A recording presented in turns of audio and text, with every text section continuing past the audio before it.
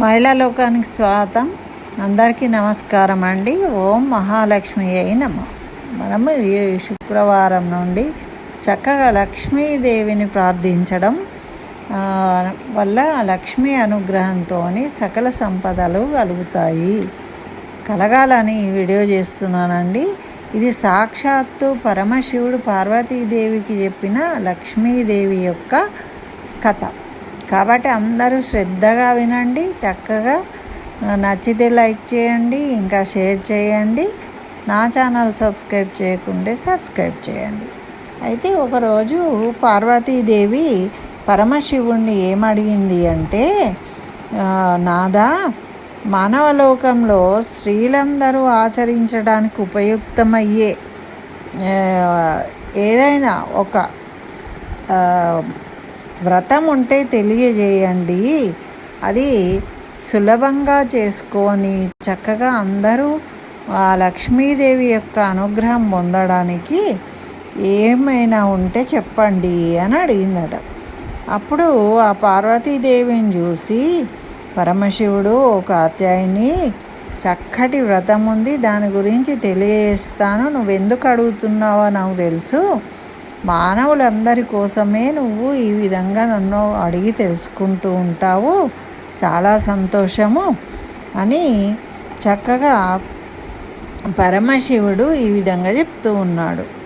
ఓ కాత్యాయని, వరలక్ష్మి వ్రతము అని ఒక వ్రతం ఉంది. లక్ష్మీదేవి అనుగ్రహం పొందడానికి స్త్రీలందరికీ కూడా చాలా చక్కనైన వ్రతం ఇది. అయితే దాన్ని సవిస్తరంగా నీకు తెలియజేస్తా, దాని కథ, వ్రత విధానం ఏంటి అనేది అని చెప్తూ ఉన్నాడు. పూర్వము మగధ దేశము ఉండేది. ఆ మగధ దేశంలో కుండినము అనే ఒక పట్టణం ఉంది. ఆ పట్టణంలో ఎలా ఉంది అంటే బంగారు ప్రాకారాలు ఉన్నాయి, ప్రతి ఇంటికి బంగారు గోడలు ఉన్నాయి. అటువంటి ఇండ్లు కలిగిన ఊరు అది, చాలా అందమైన ఊరు. అట్టే పట్టణంలో చారుమతి అనే ఒక బ్రాహ్మణ స్త్రీ ఉన్నది. ఆమె ఎటువంటిది అంటే భర్తను దేవునితో సమానంగా తలచేది, అటువంటి పతివ్రత. మరి ప్రతిరోజు కూడా ఉదయముననే మేలుగాంచి చక్కగా స్నానం చేసి పుష్పములు తీసుకుని వెళ్ళి భర్తను పూజించేదట, కాళ్ళకు నమస్కరించి. ఆ తర్వాత అత్తమామలకు అన్ని ఉపచారాలు చేసేది, వాళ్ళకు కావలసిన అన్నీ కూడా సమకూర్చేది. అట్లా చేసి తర్వాత తను ఇంటి పనులన్నీ కూడా శ్రద్ధగా చేసుకొని అందరితోనూ చక్కగా నవ్వుతూ మాట్లాడుతూ ప్రియంగా ఉండేదట. అట్లాంటి చారుమతిని చూస్తూ ఉంటే వరలక్ష్మీదేవికి చాలా అనుగ్రహం కలిగిందట ఆమె మీద. అబ్బా, ఎంత చక్కగా ఉంది ఈ అమ్మాయి అని. అప్పుడు ఓ రోజు ఆమె స్వప్నంలో వరలక్ష్మీదేవి ప్రత్యక్షమైంది.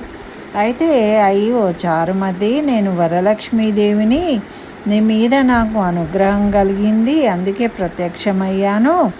శ్రావణ శుక్ల పూర్ణిమకు ముందు వచ్చే శుక్రవారం నాడు నన్ను పూజించు, నీవు కోరిన వరాలన్నీ ఇస్తాను అని చెప్పిందట.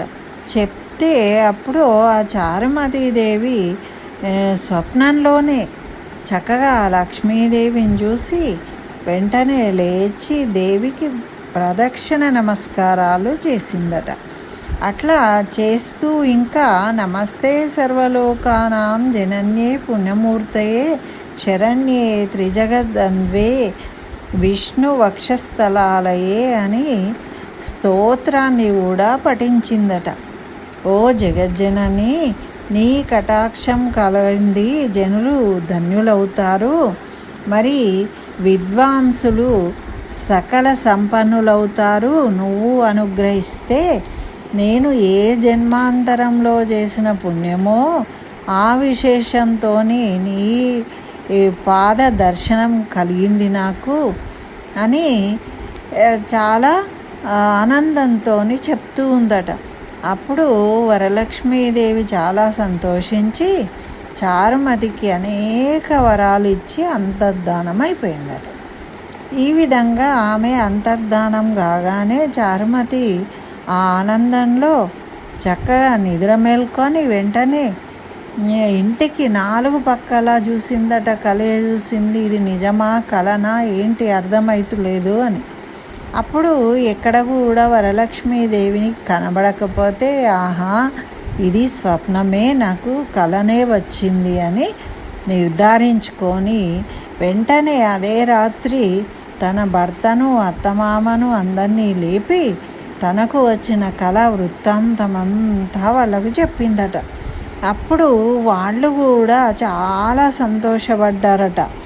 ఆహా ఇది ఎంత ఉత్తమమైనది, సరే ఆ అమ్మ చెప్పినట్టే నువ్వు శ్రావణ మాసం రాగానే చక్కగా వరలక్ష్మి వ్రతాన్ని చెయ్యి అని వాళ్ళు కూడా చక్కగా ఈమెకు తెలియజేసిందట.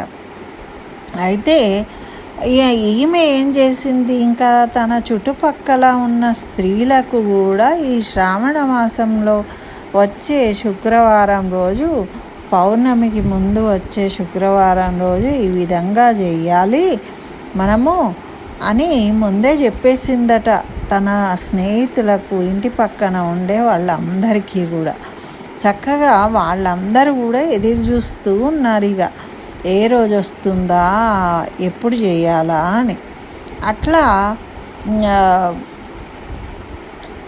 ఆ రోజు రానే వచ్చింది. రాగానే ఆ రోజు తొందరగా లేచి చక్కగా స్నానాదులు ముగించుకొని చక్కనైన వస్త్రాలను ధరించి ఈ చారుమతీదేవి ఇంటికి వచ్చారట. వచ్చి అక్కడ ఒక ప్రదేశంలో గోమయంతో అలికి మండపాన్ని ఏర్పరచుకున్నారు అందరూ కలిసి. తర్వాత అక్కడ ఆసనంబు తయారు చేసి దాంట్లో కొత్త బియ్యం పోసి చక్కగా మర్రి చిగుళ్ళు మొదలైనవి దాంట్లో వేసి కలశం ఏర్పరచుకున్నారు వాళ్ళు పూజ చేయడానికి. అందులో వరలక్ష్మీదేవికి ఆవాహన చేసుకున్నారు. చక్కగా చారుమతి మిగతా అందరు స్త్రీలు కూడా భక్తితోని ఆ సాయంకాలం రోజు చక్కగా పద్మాసనే పద్మకరే సర్వలోకైక పూజితే నారాయణ ప్రియే దేవి సుప్రీత భవ సర్వదా అని ధ్యానం చేసి ఆ అమ్మను చక్కగా షోడశోపచార పూజ చేసుకున్నారట. చేసుకున్న తర్వాత 9 సూత్రాలు గల తోరణాన్ని చక్కగా దక్షిణ హస్తం అంటే ఎడమ చేతికి కట్టుకున్నారట. అట్లా వరలక్ష్మీదేవిని నానావిధ భక్ష్య భోజ్యాలు నివేద చేసిండ్రు, అంటే భక్ష్యాలు తయారు చేసి నివేదించిండ్రు అమ్మకు ఆ రోజు. అట్లా అవన్నీ చేసి నివేదన చేసి చక్కగా ప్రదక్షిణాలు చేసిండ్రట పూజ అంతా అయిపోయినాక. ఇట్లా ఒక ప్రదక్షిణం చేయగానే ఆ స్త్రీలందరికీ కాళ్ళ యందు గల్లు గల్లు అని శబ్దం కలిగిందట. పట్టీలు వచ్చేసినాయట కాళ్ళకు, పట్టగొలుసులు. అట్లా ఇంకా ఆ కాళ్ళకు చూసుకొని వీళ్ళు చాలా సంతోషపడ్డారట ఆభరణాలు రావడం చూసి. అట్లా మళ్ళీ వాళ్ళు ఓహో వరలక్ష్మీదేవి కటాక్షం వలనే మనకి ఇవన్నీ కలుగుతూ ఉన్నాయని చక్కగా వాళ్ళు ఆనందపడ్డారట. ఇంకొక ప్రదక్షిణం చేసిండ్రట. చెయ్యగానే హస్తాలకు దగదగ మెరిసే గాజులు వచ్చినాయట, నవరత్న ఖచ్చితములైన ఆభరణాలు వచ్చినాయట మెళ్ళో. ఇంకా చెప్పడం ఏంటి, 3వ ప్రదక్షిణం చేసేసరికి స్త్రీలందరూ సర్వభూషాలంకృతులైపోయినరట. మెడకు చెవులకు అన్నిటికి కూడా చక్కగా బంగారు ఆభరణాలు వచ్చేసినాయట అందరికీ. ఇట్లా చారుమతి ఆ స్త్రీల గృహాలు అన్నీ స్వర్ణమయం అయిపోయినాయట. అక్కడ రథ గజ తురగ వాహనాలతో నిండిపోయినాయట ఇళ్ళన్నీ కూడా.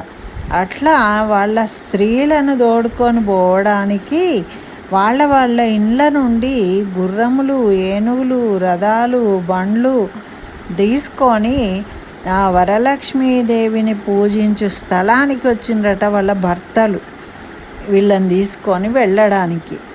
అట్లా చారుమతి వాళ్ళు రాగానే ఏం చేసిందంటే, ఈ స్త్రీలందరూ కల్పోక్త ప్రకారంగా పూజ చేయించిన బ్రాహ్మణోత్తముడికి దక్షిణ ఇవ్వాలి.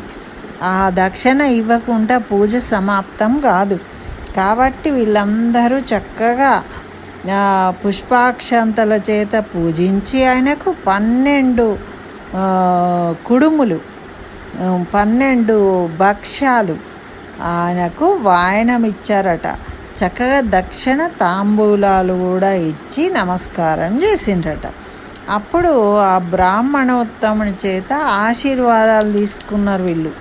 తీసుకున్న తర్వాత వీళ్ళందరూ కూడా చక్కగా భక్ష్యాదులను బంధువులతో కలిసి భుజించారు. అంటే చూడండి, పూజ అయిన తర్వాత తప్పకుండా బ్రాహ్మడికి దానమిచ్చి అప్పుడు వీళ్ళందరూ ఆ ప్రసాదాన్ని స్వీకరించిండ్రు. అట్లా కాచుకొని ఉన్న వాహనాలపై వాళ్ళ భర్తలు వచ్చి ఎదురు చూస్తూ ఉన్నారు బయట. చక్కగా అందరూ ఇండ్లకు వెళ్ళిపోయిండ్రు ఒక్కొక్కళ్ళు. అంటే చారుమతీదేవి భాగ్యం, అబ్బాయి ఎంత గొప్ప భాగ్యం ఇది, ఎంత చక్కగా అని అందరూ కూడా మెచ్చుకుంటూ ఉన్నారు. వరలక్ష్మీదేవి తనంతట తానే స్వప్నంలోకి రావడము అంటే ఎంత అదృష్టము. మరి ఆమె వల్లనే కదా మనమందరం కూడా ఈ పూజను చేసుకొని చక్కగా ఆభరణాలను పొందాము. మనకు ఎంత మహాభాగ్యము. ఇటువంటి వాళ్ళు చేయబట్టి మనకు సంపత్తులు కలిగినాయి. చారుమతి ఎంత మంచిది అని పొగుడుతూ వాళ్ళు ఇంటికి వెళ్ళిపోయిండ్రట.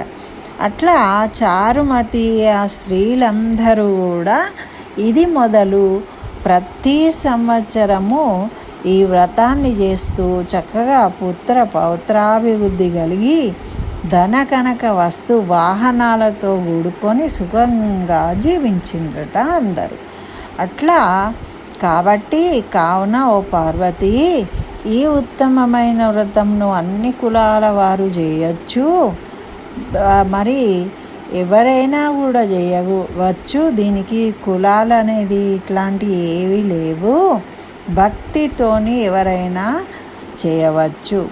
మరి అట్లా చేసిన వాళ్లకు సర్వ సౌభాగ్యాలు కలుగుతాయి, చక్కగా సుఖ జీవనాన్ని పొందుతారు అని చెప్తూ ఈ కథను వినువారు చదువువారు కూడా వరలక్ష్మీ ప్రసాదం వలన సకల కార్యములు సిద్ధిస్తాయి, సకల సంపదలు కలుగుతాయి అని ఆ పరమేశ్వరుడు చక్కగా పార్వతీదేవికి ఈ వరలక్ష్మి వ్రతం యొక్క కథను తెలియజేశాడు.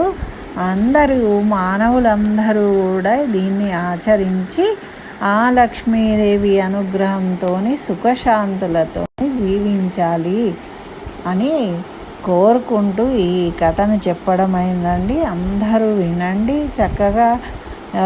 ఈ మాసంలో అంటే మనకు వరలక్ష్మి వ్రతం చేసే రోజు వరకు రోజు ఈ కథను వినడం వల్ల మనకున్న దరిద్రాలన్నీ తొలగిపోతాయి, చక్కగా సకల సంపదలు కలుగుతాయి అని మన పెద్దలు చెప్పారు. కాబట్టి చక్కగా అందరూ రోజు వినండి, ఫలితాన్ని పొందండి. స్వస్తి. జై శ్రీమన్నారాయణ. సర్వం శ్రీకృష్ణ చరణారవిందార్పణమస్తు.